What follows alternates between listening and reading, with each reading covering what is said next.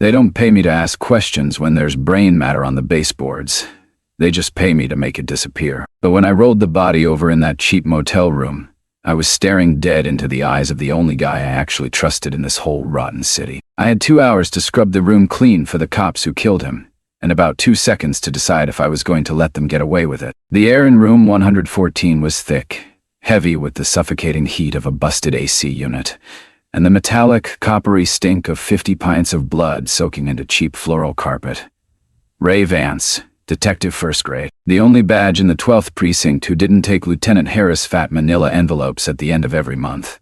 I knelt there on the sticky linoleum, the heavy rubber of my respirator pressing into my jaw. 6 months ago, Ray sat across from me in a diner that smelled like old grease and burnt coffee. He looked at my hands, stained with industrial solvents, and told me he knew what I did for Harris. He didn't slap cuffs on me. He just asked for names, dates, locations. He thought I was a good kid caught in a bad system. He thought I had a soul worth salvaging. Look at him now, the savior of the city, laid out on a mattress that smelled like stale smoke. A neat, black entry wound bored straight through the back of his skull. Execution style. My stomach clamped down hard, a hot wave of acidic bile burning the back of my throat. I squeezed my eyes shut, forcing the nausea back down into my gut. If I throw up in my mask, I contaminate the scene. If I contaminate the scene, Harris's boys, who were sitting in a blacked-out Dodge Charger in the parking lot right now, will walk in here and put a matching hole in my head. I am a ghost, a machine. That's what I have to be. I snapped on my heavy black nitrile gloves. The first rule of the protocol is total detachment. It's not a man. It's a biohazard. I grabbed the pressurized canister of enzymatic cleaner and started on the drywall. The chemical hit the organic matter and immediately began to foam, a thick, white, bubbling hiss that ate away the blood spatter. I kept my eyes fixed on the foam. I didn't look at Ray's face. I couldn't. I just dragged the heavy nylon brush across the cheap paint, erasing the last violent moments of a good man's life. But as I moved toward the bed to bag the heavy debris, my boot caught on the corner of the mattress. Ray's right arm slid off the edge, dropping toward the floor with a heavy, dead thump. Rigor mortis was already setting in, making his joints stiff and unyielding. I grabbed his wrist to lift the arm back up. That's when I felt it. His knuckles were completely shredded. The skin was split open, bruised a deep, nasty purple, the tissue swollen and raw. Ray didn't get caught by surprise. He fought back. He fought back hard. Harris had called me in saying it was a clean hit, a simple pop and drop. He lied.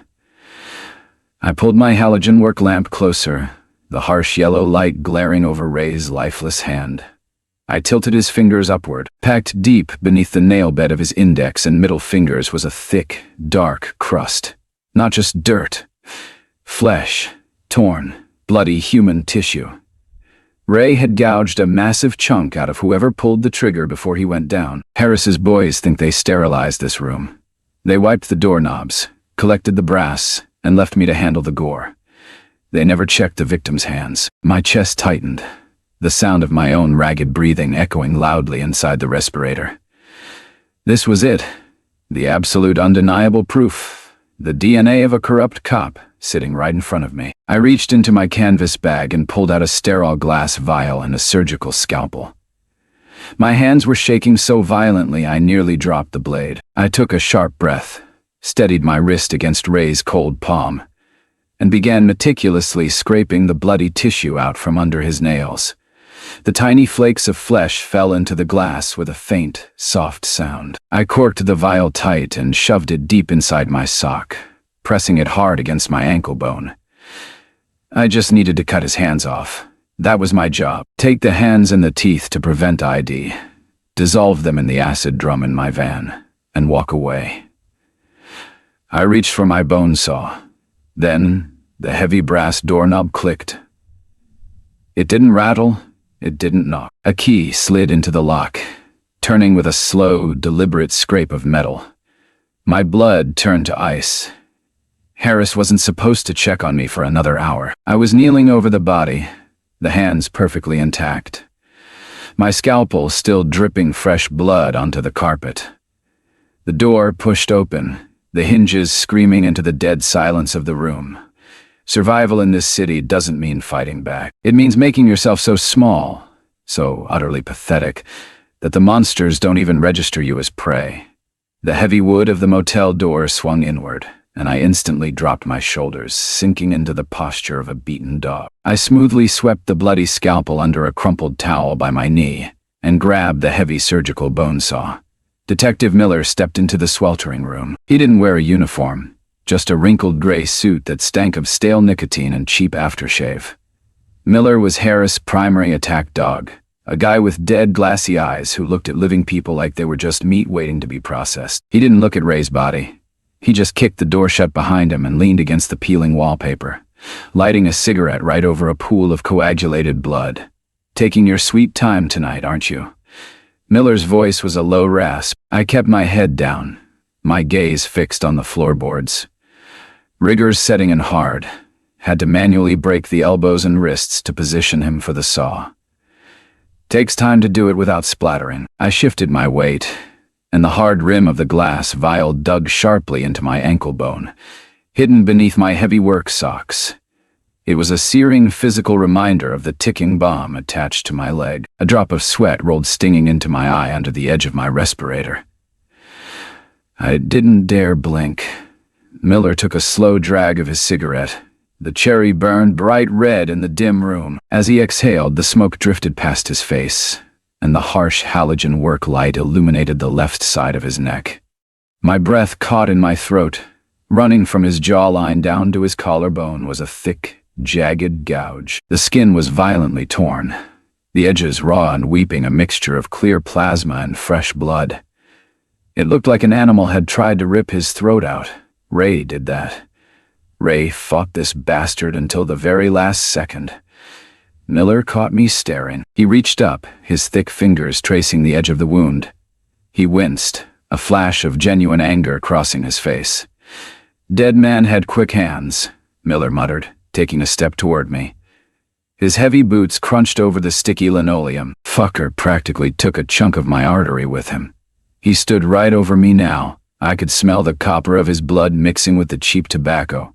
He was so close I could hear the faint, wet sound of his breathing. I gripped the plastic handle of the bone saw, my knuckles turning white. If he looked down, if he saw the clean scalpel hiding under the towel, if he noticed the way my sock bulged slightly above the boot line, I would have to drive the serrated blade straight into his femoral artery. I ran the angles in my head. I'm fast, but he has his hand resting right on the grip of his Glock. "You're slacking," Miller said, flicking his ash onto Ray's chest. "Harris wants this wrapped in an hour. Cut the hands off and get him in the drum." "Doing it right now," I said, my voice muffled and synthetic through the mask filters. I grabbed Ray's right arm and positioned the saw just above the wrist joint. I just needed Miller to walk out. Just turn around and walk back to the parking lot. But Miller didn't leave. He crouched down right next to me, his knee brushing against my thigh. He stared intently at Ray's lifeless fingers. The air in the room felt entirely sucked out. "Wait a second," Miller said. The casual arrogance completely dropped from his voice. It was replaced by something sharp, something predatory. He grabbed Ray's right hand, pulling it closer to the halogen light. He inspected the fingertips. "I checked his hands before I left the room," Miller said slowly, his voice dropping an octave. "They were completely packed with my skin. I came back to cut them off myself because I didn't trust you not to mess it up." He dropped Ray's hand and slowly turned his head to look dead at me. His right hand unsnapped the leather retention strap on his holster. "They're completely clean now. Where the hell is my DNA?" The sharp snap of Miller's leather holster strap echoed through the sweltering room like a gunshot. My lungs seized. 3 feet away, his dead, glassy eyes were locked onto mine, mapping every micro-expression on my face. I could see the thick tendons in his forearm twitching as his hand wrapped around the stippled polymer grip of his Glock 19. He was calculating the paperwork. He was figuring out how long it would take to drag 2 bodies out to the van instead of 1. I had to build a bridge, and I had to do it in the next 2 seconds. I didn't raise my hands. I didn't beg. Panic is a scent, and predators like Miller can smell it seeping through your pores. Instead, I sank deeper into my role. I let my shoulders slump, playing the part of an exhausted, overworked contractor annoyed by upper management. "Sodium hydroxide and hydrogen peroxide," I said, my voice heavily muffled and perfectly flat through the respirator's vocal emitter. I pointed a lazy, rubber-gloved finger toward a heavy plastic spray bottle resting near my thigh. "Standard preparation protocol. Miller didn't draw the gun, but he didn't let go of it either." "What the hell are you talking about?" "You left his hands covered in biologicals," I said, feeding him the dry clinical jargon that street cops hate. "If I drop a carcass loaded with foreign proteins and loose tissue into my acid drum, it throws off the chemical balance. It creates a violent exothermic reaction. The vapor cloud would melt the paint off my van and probably dissolve my lungs before I made it to the state line." Miller stopped grinding his jaw. He was listening. "I doused his hands in the alkaline base," I lied, maintaining unbroken eye contact. "It liquefies loose, soft tissue on contact." I scraped the sludge off and flushed it down the sink. "Whatever you left under his nails is currently eating through the PVC pipes in the bathroom." I gave a subtle nod toward the open bathroom door behind him. Miller's gaze shifted. He took a slow, deliberate step backward, keeping me in his peripheral vision until he reached the bathroom threshold. He flicked on the harsh fluorescent light and stared down into the stained porcelain basin. I had run the water earlier to wash the excess blood off my gloves. The sink was wet. A faint trace of pink water lingered near the drain. It looked completely plausible. The silence in the room stretched out, agonizing and thin. The heavy mechanical ticking of my wristwatch sounded like a sledgehammer hitting an anvil. The edge of the glass vial hidden inside my sock was digging so aggressively into my ankle bone that I could feel a hot, thin line of my own blood trickling down my heel. I ground my back teeth together to keep my face perfectly still. "Show nothing, feel nothing. You are a ghost." Finally, Miller let out a slow, wet exhale. His hand moved away from his weapon. "Thorough," he muttered, sounding almost disappointed that he didn't get to shoot me. He walked back into the main room, pulling a burner phone from his wrinkled suit jacket. "You're a thorough kid. Harris was right about you." He stepped over a pool of coagulated blood and stood right beside me, tapping the screen of his phone to open the camera. "All right, scrub. Let's wrap this up. Harris wants a confirmation photo of the entry wound before you chop him down." Miller waved his thick hand dismissively toward the floor. "Grab that crumpled towel by your knee. Wipe the blood and brain matter off the back of his head so I can get a clear shot of the hole." The command hung in the humid air, instantly paralyzing my nervous system. My eyes drifted down. Resting on the carpet, exactly 2 inches from my right kneecap, was the crumpled white hotel towel. The exact towel I had hastily tossed over the bloody surgical scalpel. If I lift that cloth, the blade is completely exposed. Fresh, wet human tissue smeared across silver steel. There is no alkaline base. There is no chemical flush. There is only the scalpel, the truth, and the gun resting on Miller's hip. "Come on," Miller barked, raising the phone. "I don't have all night. Pick up the damn towel." A bullet travels at 1,200 feet per second, but the silence right before a man pulls the trigger lasts an absolute eternity. I had exactly 1 second to reach down and grab the only thing keeping my brains inside my skull. Miller's heavy boot tapped impatiently against the sticky linoleum. The harsh glare of the halogen work lamp beat down on my neck, baking the sweat into my skin under the collar of my coveralls. I reached out with my right hand, the heavy black nitrile of my glove stretching tight over my knuckles. I didn't just pinch the corner of the crumpled white towel. I shoved my entire hand flat underneath it. The moment my palm pressed down, I felt the cold, hard steel of the scalpel. I curled my fingers inward, trapping the handle against my palm, wrapping the thick terry cloth entirely around the instrument. I squeezed tight, too tight. The razor-sharp edge of the surgical blade sliced cleanly through the thick rubber of my glove and bit straight into the meat of my palm. A sharp electric flare of pure agony shot up my forearm, locking the tendons in my wrist. I didn't flinch. I didn't inhale. I just pulled the crumpled towel up, keeping my hand clenched into a heavy, awkward fist, burying the steel inside the fabric. Warm moisture immediately began pooling inside my glove, slick and heavy. My own blood. I leaned over Ray's lifeless body, pressing the towel against the back of his shattered skull. I wiped away the thick, coagulated mess of dark hair and gray matter, the hidden scalpel pressing painfully against the bones of my hand with every single swipe. The pain was blinding, a sharp, throbbing pulse that perfectly matched my erratic heartbeat. "Hold him still," Miller grunted, leaning aggressively over my right shoulder. I could smell the stale coffee on his breath. The camera shutter on his burner phone clicked, a harsh, synthetic noise that echoed in the stifling room. I kept my head down, staring at the baseboards near Ray's shoulder. The vial of DNA scraped raw against my ankle bone. The scalpel was currently buried in my own bleeding flesh. I was a dead man breathing borrowed air. "Got it," Miller said, stepping back and sliding the phone into his wrinkled suit jacket. "Chop him down and bag the pieces. Call the dispatch line when the van is fully loaded." He turned his back on me, his heavy boots crunching toward the motel room door. Every muscle in my back braced for the mechanical click of the latch, the rush of humid outside air, the ultimate signal that I had survived the night. He gripped the brass doorknob. He turned it. Then he stopped. Miller didn't look back at me. He just stood entirely still, staring straight ahead at the peeling paint on the doorframe. The oppressive heat in the room seemed to double in weight. "You know," Miller said, his voice dropping into a slow, terrifying crawl. "Harris told me you were a professional. He said you leave these rooms practically sterile." My throat closed up. The blood in my palm was overflowing now, slipping past the tight rubber cuff of my glove and trickling slowly down the inside of my forearm. Miller slowly turned around. His dead, glassy eyes swept across the floor, tracking the narrow space between my kneeling legs and his position near the door.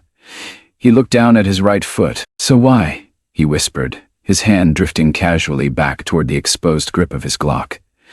"Is there a perfectly round, wet drop of bright red blood sitting right on top of my dry leather shoe? There is a distinct, undeniable difference between the blood of a dead man and the blood of the living. Oxygen. Dead blood settles in the veins, turning thick, dark, and sluggish like spoiled molasses. But fresh blood, blood currently being pumped by a hammering, terrified heart, is a screaming, vibrant crimson." Miller spent his entire career creating corpses. He knew exactly what he was looking at. The single red droplet resting on the toe of his expensive leather shoe didn't come from the shattered skull on the carpet. It came from me. His hand clamped fully around the grip of his Glock.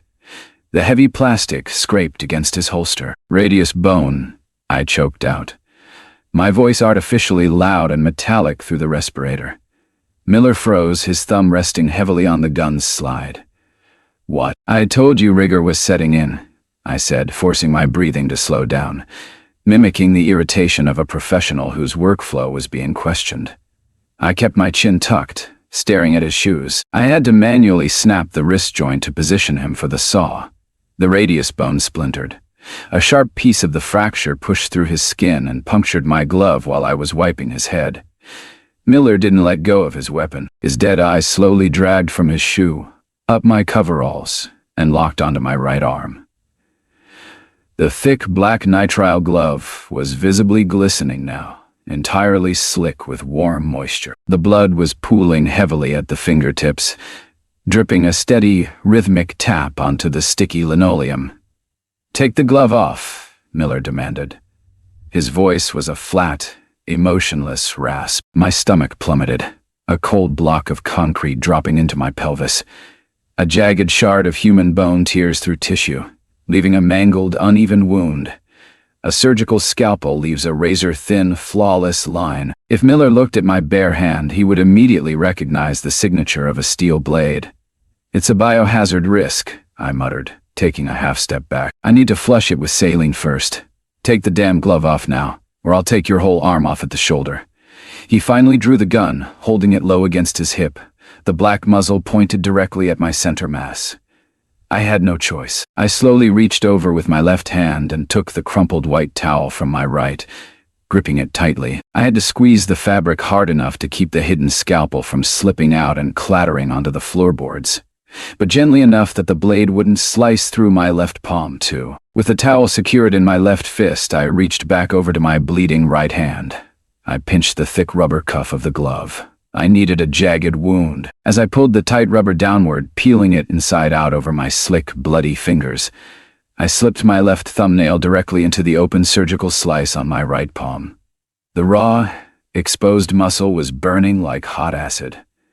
I didn't hesitate. I dug my hard, unclipped nail deep down into my own open flesh, clamped my thumb and index finger together, and viciously twisted the wound outward.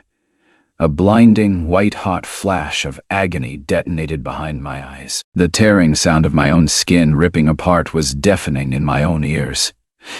I forcefully bit down on the inside of my cheek until it flooded with copper just to stop myself from screaming. The heavy, blood-filled glove snapped off my hand, slapping wetly against the floor. I held my trembling right hand up to the halogen light. The palm was completely mangled, the edges of the cut torn, ragged, and weeping heavily. It looked exactly like a violent puncture wound. Miller leaned in close, his face inches from my bleeding hand. I could smell the stale tobacco seeping out of his pores. He stared at the torn meat for what felt like an eternity, his dark eyes analyzing every ripped capillary. Slowly, he exhaled a long breath. He holstered his weapon with a sharp snap of leather.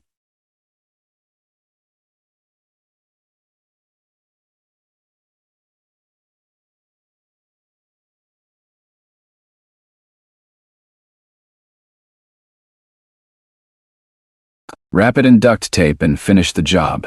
If you bleed in my crime scene, you're not getting paid. The sheer, overwhelming wave of relief nearly buckled my knees. I had survived. I pulled off the impossible. I nodded slowly, stepping back to lower my hand and finally put the scalpel away. Miller looked down at his shoe in pure annoyance, aggressively rubbing his toe against the carpet, but only smearing the bright red droplet further into the leather. "Cost me $400, he muttered bitterly. He extended his hand toward me, pointing a thick finger directly at my left fist. "Toss me that towel. I'm not tracking your diseases into my car. Physics is a merciless teacher. When you throw a crumpled piece of dry cotton, it tumbles gracefully through the air. But when that cotton is wrapped around 6 ounces of solid surgical steel, it drops like a dead weight and rings out like a church bell the second it hits the ground." Miller had his hand extended, waiting. His thick fingers twitched impatiently. My right hand was currently a mangled, bleeding mess of torn muscle, dripping heavily onto the linoleum. My left fist was clamped around the towel, squeezing the handle of the scalpel so hard the joints in my fingers locked up completely. I couldn't toss it to him. I couldn't hand it to him. If he felt the sudden weight of the fabric, or if the metal clinked against his wedding band, I was getting a hollow point bullet straight through the bridge of my nose. I didn't hesitate. I threw myself toward the floor. "It's soaked in gray matter and bone fragments, detective," I muttered, dropping fast to my knees right at his feet. I kept my head bowed, staring entirely at the dirty baseboards. "You don't want this on your bare hands. Let me get it." It was the ultimate act of submission. A beaten, bleeding dog shining the master's shoes. I could feel Miller looking down at the top of my head, his ego practically feeding on the pathetic display. I brought the bundled towel toward his expensive leather toe. I had to manipulate the fabric entirely with my left hand, shifting the hidden scalpel backward deep into my palm while pushing the bloody cloth forward. The razor-sharp edge of the blade pressed dangerously against my bare wrist, resting right over my radial artery. One wrong move, one slip on the sticky, blood-slicked floor, and I would sever my own pulse. I pressed the damp terry cloth against the bright red droplet of my own blood resting on his shoe. I wiped it away in one slow, deliberate motion. I could smell the sharp, chemical reek of cheap black shoe polish mixing with the coppery stink of the room.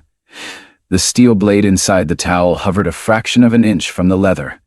"Careful," Miller grunted, shifting his weight. "Don't scuff the toe." "All clean," I rasped, my breath shallow and hot inside the respirator.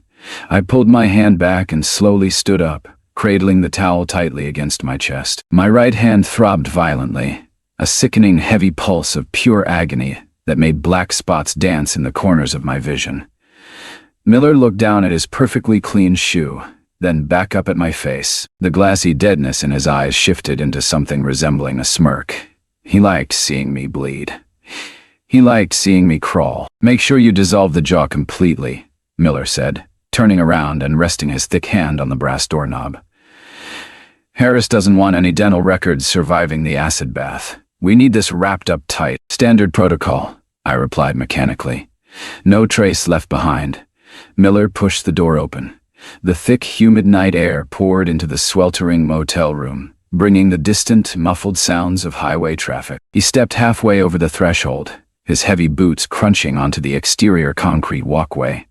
I finally let out the breath I felt like I'd been holding for an hour. Then, he stopped. He didn't turn around. He just stood there, a dark silhouette against the flickering neon lights of the parking lot. "By the way," Miller said, his voice drifting over his shoulder, "entirely casual, entirely lethal. That diner you like over on 8th Avenue, the one that smells like old grease and burnt coffee?" The blood in my veins completely stopped moving. "Harris bought the building last week," Miller continued, taking a slow drag of the heavy summer air. "He upgraded the security cameras, said the back corner booth is a real interesting place for a private conversation. Thought you'd want to know." The heavy wooden door slammed shut, the deadbolt clicking aggressively into place. I stood alone in the suffocating heat of room 114. The raw, bleeding meat of my right hand didn't hurt anymore. I couldn't feel it at all. I looked down at Ray's lifeless body, his shattered skull leaking onto the cheap floral carpet. They didn't just bring me here to clean up a murder, they brought me here to clean up my own crime scene. The room was a test, and the blacked-out Dodge Charger sitting out there in the dark wasn't waiting for me to finish loading the van. It was waiting for me to walk outside. If you ever want to know exactly what your life is worth, look at the plastic drop cloth you're standing on. $2.49 a yard at a wholesale hardware store. That's what Lieutenant Harris budgeted for my funeral. The heavy wooden door clicked shut. I didn't rush to the window. I didn't peek through the dirty horizontal blinds. I just sank to the floor, resting my back against the vibrating shell of the busted AC unit, letting the suffocating heat wash over me. I reached into my canvas kit and popped the cap off a tube of industrial cyanoacrylate, superglue. I dumped half the tube directly into the open, weeping tear in my right palm. The chemical reaction hit the raw nerve endings, burning with a white-hot intensity that made my vision violently strobe in the dim light. I bit down on my own lip until my mouth flooded with copper, rapidly wrapping heavy silver duct tape tightly around the hand to lock the torn meat together.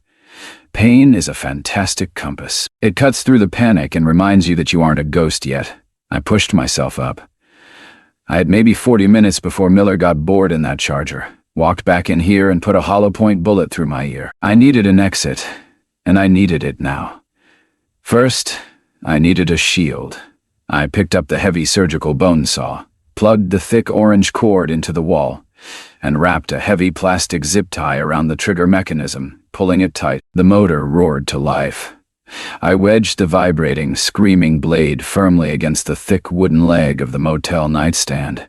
It generated a horrendous, grinding mechanical screech that echoed through the thin walls. From the parking lot, it sounded exactly like a man enthusiastically cutting his way through a human femur. It bought me auditory cover. I walked back over to Ray's body. I am a cleaner. I read blood like normal people read the morning paper. The arc, the velocity, the volume. It's a brutal language that simply cannot lie. I looked at the heavy dark pooling on the mattress where Ray's shattered head rested. Then I looked at the wall directly behind the bed. There was high-velocity mist there. A fine aerosolized spray of crimson dotted across the peeling floral wallpaper. But there was a void pattern, a perfect, sharp-edged rectangular silhouette, right in the middle of the spatter where the wallpaper was completely pristine. Something had been blocking the blood when the trigger was pulled. But Ray's body had been lying flat on the center of the mattress when I walked in. He wasn't shot on the bed. He was shot standing directly in front of the wall, and then his heavy dead weight was deliberately dragged onto the mattress. Why would a lazy, arrogant attack dog like Miller expend the physical effort to lift a 200-pound dead cop onto a bed after executing him? Unless he was trying to hide exactly what was behind the mattress. I stepped over the corpse. I grabbed the edge of the heavy, blood-soaked box spring with my good hand, planted my boots on the sticky linoleum, and shoved backward with all my weight. The cheap metal bed frame screeched violently across the floor, exposing the dirty baseboards and the lower half of the wall that had been hidden entirely behind the bed. Resting perfectly flush against the bottom trim of the drywall was a rusted iron air return grate. My breath caught in my throat. I dropped to my knees and angled my halogen work lamp, shining the harsh yellow beams straight through the dirty metal slats. Tucked deep inside the dark, dusty ventilation shaft wasn't a dropped weapon. It wasn't a hidden backup piece. It was the steady, rhythmic blinking of a tiny red LED light. It was attached to a high-definition, wireless motion camera, perfectly concealed in the dark. I stared into the black glass of the wide-angle lens. Based on the position of the grate, the camera had a full, unobstructed view of the entire room. It recorded Miller pulling the trigger. It recorded Miller leaving the room. And it recorded me pulling a surgical scalpel, scraping dead flesh out from under a murdered cop's fingernails, and hiding the ultimate piece of biological evidence directly inside my sock. There is a specific, metallic taste that floods the back of your throat when you realize a dead man is still playing chess. I stared at the tiny, blinking red LED hidden inside the rusted air vent. It pulsed every 2 seconds, a digital heartbeat mocking my own. Over the deafening, mechanical shriek of the bone saw chewing into the wooden nightstand, all I could hear was the heavy, frantic rush of blood in my ears. I didn't hesitate. I grabbed a thick flathead screwdriver from my canvas bag and jammed the steel wedge under the painted-over iron grate. The drywall crumbled instantly, a dry shower of white dust raining over my heavy boots. I twisted the grip hard, snapping the rusted screws out of their threads, and shoved my left hand deep into the dark, filthy ductwork. The jagged metal edges sliced into my bare wrist, but I didn't care. My fingers found cold, hard plastic. I ripped it out. It was a black, tactical surveillance cube. It wasn't precinct hardware. It was high-end, military-grade optics. No SD card slot, no internal storage, just a thick cellular antenna and a tiny ghost green LCD status screen on the side. Ray was drowning in alimony and cheap bourbon. He couldn't afford a rig that cost more than my van. He didn't plant this. I squinted at the glowing green text on the tiny screen. Uplink secure, FedNet live viewers. My stomach dropped straight through the floorboards.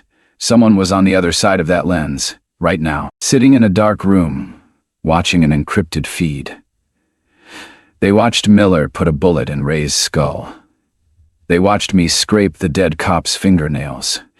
They watched me mutilate my own hand to protect the evidence. If it was Harris or his attack dogs, they would have kicked the door in the second I pulled out the scalpel.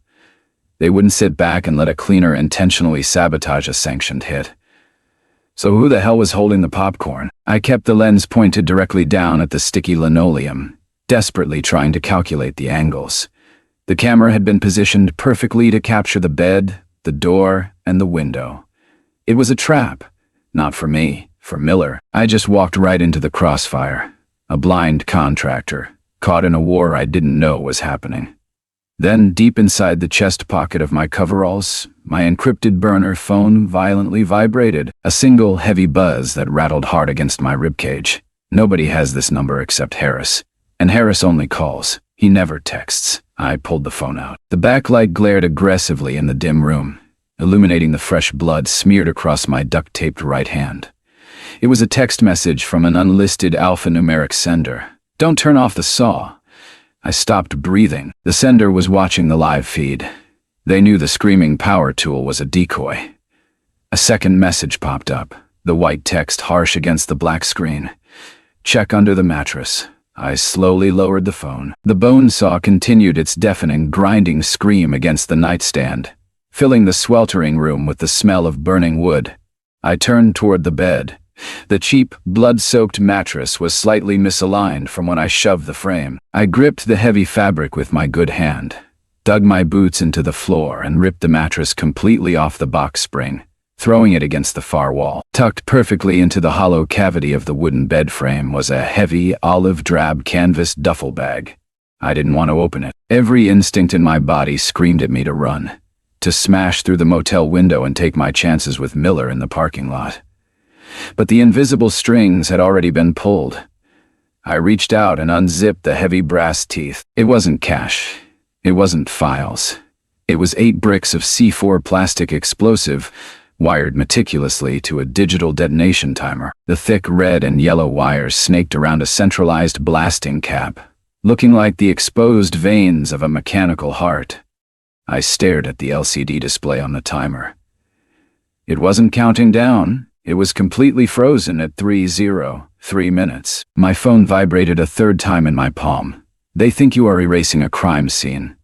I need you to erase the entire precinct's footprint. The timer starts the second you open the door. You have 180 seconds to get out. I looked from the bomb to the heavy wooden door, and then back to the dead cop bleeding out on the floor. I wasn't hired to clean a murder. I was hired to be the casualty of a cover-up. When you finally realize your life is only worth the cost of a blasting cap, the panic doesn't actually hit you. What hits you is a very cold, very quiet clarity. I stood over the olive-drab duffel bag, staring at the thick, exposed wiring of the C4.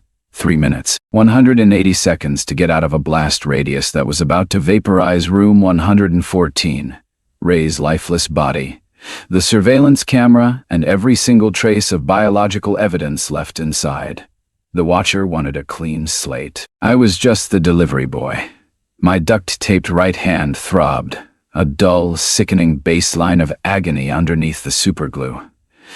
I ignored it. I had to sell the illusion. If I walked out of that door empty-handed, Miller would put a bullet in my teeth before I made it off the concrete walkway. I grabbed a heavy-duty industrial black contractor bag from my kit. I didn't have time to use the acid drum. I turned to the bloody mattress I had thrown against the wall, took my good hand, and started violently ripping out the heavy soaked foam and metal springs. I shoved the drenched bedding into the plastic, throwing in a couple of broken desk lamps and wet towels just to mimic the dead weight of a dismembered human body. The bone saw was still screaming against the nightstand, filling the room with the acrid smoke of burning wood. I walked over, ripped the heavy plastic zip tie off the trigger, and yanked the thick orange cord from the wall. The sudden silence in the motel room was absolute. It was heavy, suffocating. Miller would hear that silence. He would know the cutting was done. The clock in his head was already ticking. I dragged the heavy black bag toward the door, my boots slipping slightly on the coagulated blood near the baseboards. The thick plastic stretched and groaned under the weight. I reached down to my ankle, pressing my thumb hard against my heavy work sock, just to feel the hard glass rim of the vial. The DNA. The only leverage I had left in the world. It was secure. I gripped the cold brass of the doorknob with my left hand. I looked back at the explosive tucked into the bed frame. The glowing LCD screen was completely frozen. 3-0. I turned the knob. A tiny, almost imperceptible metallic click echoed from the top hinge of the doorframe. A micro switch. I glanced back at the bed. 259, 258, 257. I shoved the door open and stepped out into the crushing humidity of the parking lot, hauling the heavy contractor bag behind me. The harsh neon sign of the motel buzzed overhead, casting long, sickly shadows across the cracked asphalt. The black Dodge Charger was idling in the dark, the exhaust purring low and steady. But Miller wasn't sitting in the driver's seat. He was standing directly in my path, leaning against the rear bumper of my own unmarked cleaning van.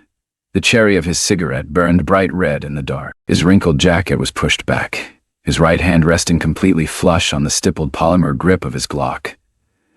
"Pop the back," I grunted, keeping my head down, playing the exhausted grunt. "He's heavy." Miller didn't move. He took a long, slow drag of his cigarette, and flicked it onto the asphalt. "Don't bother," Miller said. His voice was completely devoid of its usual arrogant rasp. It was flat, professional, lethal. He drew the weapon, extending his arm and pointing the black muzzle straight at the center of my chest. "Harris changed his mind," Miller said, stepping away from the van. "He doesn't want the body dissolved. He wants it buried whole out in the Pine Barrens. And he decided it's a lot cheaper to bury the cleaner in the exact same hole than it is to pay your monthly retainer." He gestured with the barrel of the gun toward the open, blacked-out trunk of the Charger. "Get in the trunk, kid." Behind me through the open door of room 114. I couldn't hear the digital timer, but I could feel it burning down. 2:14, 2:13. I was standing 10 feet from a live bomb, holding a bag of garbage, staring down the barrel of a loaded gun. If I drop the bag and run, he shoots me in the spine. If I get in the trunk, I burn alive in the blast wave. I said. Miller racked the slide of the Glock, chambering a hollow point with a loud metallic clack. "Get in the trunk." I looked at his dead, glassy eyes, dropping the heavy plastic bag onto the concrete. I slowly reached my left hand into the chest pocket of my coveralls. "I can't do that, Detective," I whispered, my fingers wrapping around the encrypted burner phone. "But I think you might want to see what I left on the bed." I didn't reach for my weapon, and I didn't drop to my knees. The heat of the idling Dodge Charger washed over my boots, mixing with the heavy, suffocating humidity of the night. "I can't do that, Detective," I whispered, my fingers wrapping around the thick plastic casing of the burner phone in my chest pocket. "But I think you might want to see what I left on the bed." Miller's jaw tightened, the muscles ticking under his rough skin. "If you pull anything other than air out of that pocket, they'll be picking pieces of your skull off the asphalt." I moved with agonizing slowness. I extracted the phone using just my thumb and index finger, turning the screen outward. I didn't toss it. I just held it up against the dark. The stark white text glared harshly off the black screen. Miller squinted, his dead eyes darting from the barrel of his Glock to the glowing letters. I watched his brain physically process the words. "Erase the precinct's footprint. 180 seconds to get out." His gaze snapped up, locking onto the dark, gaping doorway of room 114. The mechanical, shrieking roar of the bone saw was gone. The silence coming from that room was absolute. He looked down at the heavy contractor bag resting by my boots. "There's no body in the bag," I said, my voice completely stripped of panic. "Just wet foam, broken desk lamps, and bloody towels. The body is still inside, resting directly on top of 8 bricks of military-grade C4 wired to a digital time." Miller's arrogant mask violently fractured. The gun wavered in his grip. "You're bluffing. You're just a mop pusher." 65 seconds, I said, staring dead into his eyes, and counting. He looked for a tremor in my hands. He searched for the desperate, twitchy tells of a cornered animal trying to talk its way out of a slaughterhouse. He found absolutely nothing. I'd already accepted the math of my own death. That kind of realization is a terrifying thing to witness in another human being. "Disarm it," Miller barked, his voice finally cracking. He stepped forward, pressing the cold, hard muzzle of the Glock directly against my sternum. "It's a sealed circuit," I rasped, leaning slightly into the barrel. "If I snip the wrong wire, we both vaporize. If you pull that trigger, you get to stand here staring at a tangled mess of copper until the clock runs out. Your move, attack dog." 50 seconds. Self-preservation is a brutal overriding instinct. The loyalty Miller had for Lieutenant Harris evaporated instantly in the sweltering summer heat. He violently shoved me backward with the barrel of the gun, turned his back, and sprinted toward the driver's side of the idling Charger. I didn't run. A human body cannot outrun a shockwave. I threw myself face first onto the sticky asphalt and scrambled under the heavy steel undercarriage of my unmarked work van. I dragged my body past the greasy rear axle, pressing myself entirely flat against the concrete. I covered the back of my neck with my good hand and opened my mouth wide to keep my eardrums from blowing out. Tires violently squealed as Miller threw the Charger into drive. The heavy engine roared, burning rubber as he desperately tried to clear the blast radius. Then, the night simply ceased to exist. The explosion didn't make a sound at first. It was just a catastrophic, blinding flash of pure, white-hot daylight that completely erased all the shadows in the world. The shockwave hit a microsecond later. It felt like a solid concrete wall slamming directly into my spine. The massive steel chassis of my van groaned and violently lifted off its shocks before slamming back down. Sharp, hot diamonds rained across my back as every single window in the vehicle instantly shattered. The deafening, earth-shattering roar followed, a massive, concussive boom that sucked all the oxygen out of the parking lot. The Charger only made it 40 feet. The expanding pressure wave caught the heavy sedan broadside, violently ripping it off its wheels. It flipped twice in midair, a crushing mass of black steel, before slamming roof first into a thick concrete light pole. I lay there in the dark under the van for a long time. The world was muffled, buried under a high-pitched, continuous electronic whine ringing inside my skull. Ash and burning fiberglass drifted down like dirty snow. Eventually, I dragged myself out from under the axle. The oppressive, blistering heat of the blast hit my face. Room 114 was gone. The entire first floor of that motel wing was a smoking, blackened crater of splintered beams and twisted metal. The fire cast long, dancing orange shadows across the wreckage. Ray was ash. The surveillance camera was ash. The crime scene was entirely erased. I limped toward the parking lot exit. The overturned Dodge Charger was hissing, a thick pool of gasoline spreading rapidly across the cracked asphalt, perfectly reflecting the flames. Miller was hanging upside down in the crushed driver's seat. He was still breathing, but his breaths were wet, bubbling gasps. A jagged piece of the heavy steering column was buried deep inside his chest cavity. His glassy eyes weakly tracked my movement as I crouched down next to his shattered window. He opened his mouth. A thick stream of dark blood spilled over his teeth. "Help me." I stared at him. The man who executed the only honest cop I knew. I reached down to my heavy work boot, sliding my fingers past the thick wool sock, and pulled out the small, sterile glass vial. I held it up to the flickering firelight. The tiny flakes of torn flesh and dried blood stuck perfectly to the glass, uncorrupted, undeniable. "Harris told you I leave a room completely sterile," I whispered, leaning in close so the bastard could hear me over the crackle of the flames. He was right. I stood up, slid the vial securely into my chest pocket, and walked away into the dark, leaving him to burn. The cleaner was dead, but the man holding the leash had just been born.